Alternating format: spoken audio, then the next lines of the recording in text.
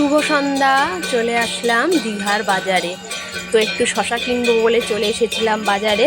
তো ঘুরতে এখনো বেরাইনি, শশাটা কিনে হোটেলে রেখে তারপর যাব। আর তার সাথে কিছু মাছও দেখতে আসলাম। সন্ধ্যার বাজারটা দীঘাতে কেমন হয় সেটাই দেখার জন্য আসলাম। তো দেখো, শশা নিয়ে নিয়েছি, আর ওদিকে একটু মাছের বাজারে যাব, দেখি দীঘার বাজারটা কেমন হয়। তো দেখো, চলে এসেছি সবজির বাজার থেকে, এবার মাছের বাজারে যাচ্ছি আর তোমাদেরকেও দেখাচ্ছি। তো চলো দেখি মাছের বাজারটা কেমন হয়।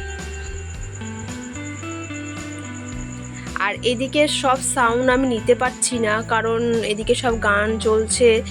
তো ওই জন্য আমি সাউন্ডগুলো বন্ধ করে করে আমাকে কাজ করতে হয়েছে।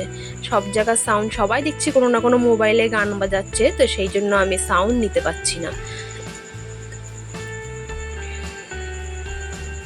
তো দেখো, চলে আসলাম বাজারে। আর এগুলো ইলিশ মাছ, আর এগুলো বাগদা চিংড়ি দেখতেই পাচ্ছ, আর এমনি চিংড়িও রয়েছে। আর রাতের বাজারটা একটু ফাঁকা ফাঁকা, দিনের বাজারটা বেশি ভিড় দেখেছিলাম। দেখো, পমপ্লেট মাছগুলো কি সুন্দর করে সাজিয়ে রেখে দিয়েছে, খুব সুন্দর লাগছে দেখতে। এদিকেও রয়েছে পমপ্লেট মাছ, ইলিশ মাছ। আর ওদিকে সমুদ্র এলাকা তো। আর এদিকে দেখো, এটা শঙ্কর মাছ। এটা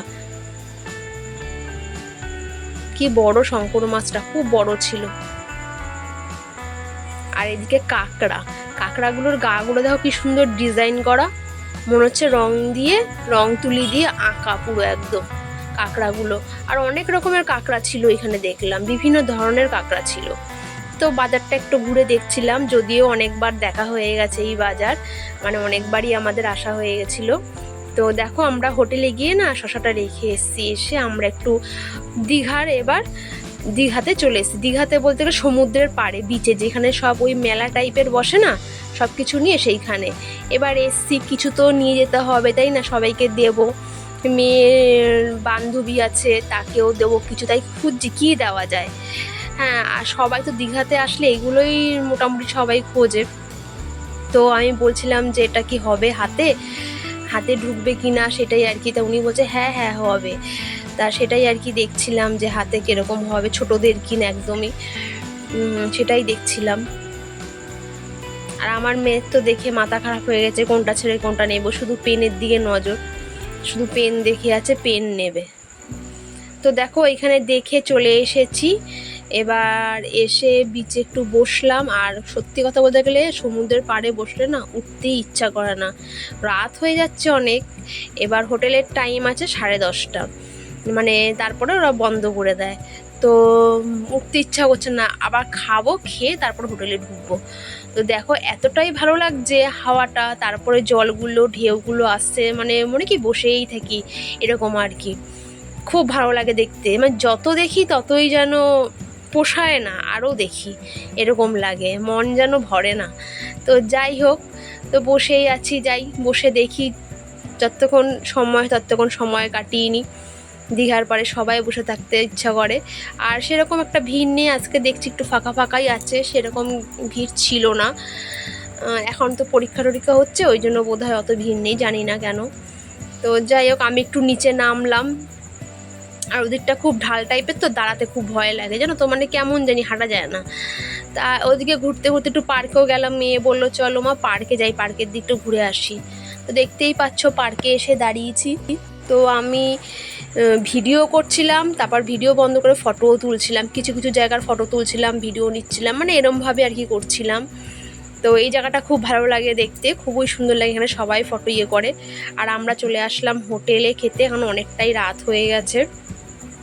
আর হচ্ছে কি বলতো, এটা কিন্তু মঙ্গলবার রাতের, মানে দীঘাতে প্রথম দিনের রাতের ভিডিও। তো অনেকগুলোই, মানে অনেক ভিডিওই করা হয়েছে, এবার সব যদি একসাথে ছাড়ি অনেক লং ভিডিও হয়ে যায়, তো আমি ওইভাবেই ছেড়েছি আর কি। এটা প্রথম দিনের রাতের কিছু মুহূর্ত।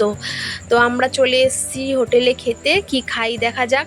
আর ওদিকটা দেখতে পাচ্ছ পুরো রাস্তা দেখা যাচ্ছে, মানে যেই রাস্তা দিয়ে আসা, মানে হোটেলের রাস্তা, যেখানে আর কি হোটেলটা নিয়েছি সেই রাস্তাটাই ওটা।